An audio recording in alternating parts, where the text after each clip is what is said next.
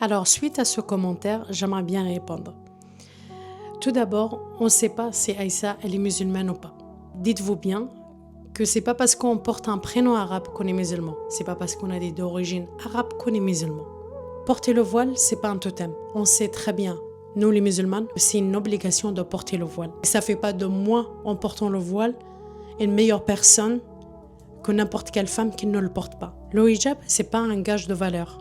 C'est pas un gage de réussite d'une femme ou pas. Je ne prétends pas être la meilleure des musulmanes parce que je porte le hijab.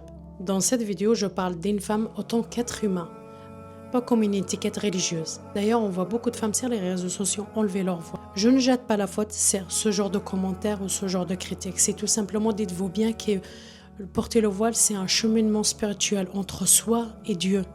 Je sais que vous avez du mal à le comprendre, mais c'est quelque chose qui prend du temps. Alors soyez bienveillants dans vos mots, s'il vous plaît, parce que ça peut décourager certaines à le porter. Et oui, ça peut faire partie de vos péchés. Oui, qu'à force de pointer, de négrer ce que les autres font, les efforts qu'ils font, il y en a, s'ils n'ont pas confiance en elles et s'ils ont une baisse de foi, ils en finir soit par l'enlever, soit pas du tout passer le cap. On dit que le bon rappel profite aux croyants. Oui, quand c'est bien fait et bienveillant, pas en dénigrant la personne. Des femmes qui m'écrivent en me demandant comment je fais pour garder mon voile. Et oui, parce qu'il y en a beaucoup qui le portent qui ont encore du mal. Pourquoi? Parce qu'ils ont un manque de confiance en elles, parce qu'ils ont une baisse de foi, et en plus parce qu'ils sont pointés, critiqués. Du coup, ils disent pourquoi le porter? On ne doit pas les juger, on doit juste les soutenir et essayer de les aider. Il faut que vous compreniez que porter le hijab, c'est un cheminement spirituel. Pour certains, c'est très facile et c'est très simple. Et pour d'autres, ça demande beaucoup de travail sur soi. Et oui, parce que quand tu es habitué à t'habiller d'une manière, de te coiffer d'une manière, c'est très compliqué de passer à l'étape de te couvrir.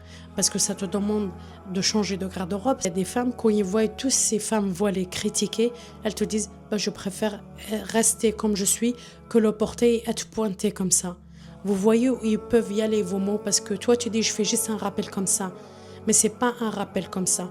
On sait très bien autant que musulman que le rappel tu peux le faire avec un doha entre toi et Dieu pour aider la personne. Tu n'es pas obligé de venir de commenter. Tu n'es pas obligé de lui envoyer un message. Tu peux lui faire un doha que Dieu lui montre le chemin. Tout simplement. Ce genre de commentaires ne motive pas certaines femmes à passer au cap.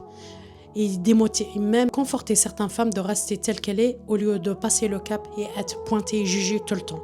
On peut reconnaître la force, le courage et la liberté d'une femme sans ramener systématiquement l'islam et sans ramener systématiquement le hijab. Alors je rappelle, le hijab c'est une obligation pour les femmes musulmanes, mais c'est pas un totem, c'est pas un gadget.